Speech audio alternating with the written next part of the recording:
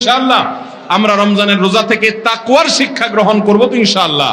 আল্লাহ আমাদের সবাইকে মুত্তাকি হওয়ার তৌফিক দান করুন, সিয়ামের উদ্দেশ্যকে বুঝার তৌফিক দান করুন, সিয়ামের উদ্দেশ্য হাসিল করার তৌফিক দান করুন।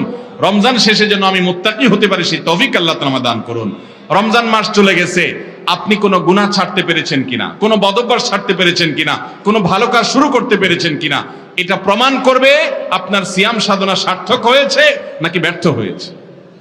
আপনি যদি রমজান শেষে দেখতে পারেন যে হ্যাঁ আমার ধূমপান করার বদঅভ্যাস ছিল, আমি রমজানে আল্লাহর ভয়টা ছেড়ে দিয়েছি, আর ধরি নাই, আলহামদুলিল্লাহ আপনার সিয়াম সাধনা সার্থক।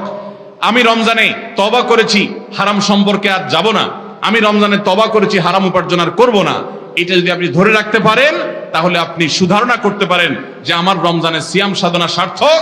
কারণ আল্লাহ বলেছেন লাআল্লাকুম তাত্তাকুন, রোজা দেওয়াই হয়েছে যাতে রোজা রেখে তুমি মুত্তাকি হতে পারো।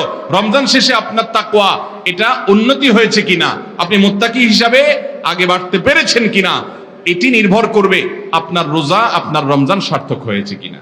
আল্লাহ রাব্বুল আলামিন ও আরশে আজিমের মালিক আমাদের সবাইকে আপনি আমাদের রোজাটাকে সার্থক করার তৌফিক দান করুন।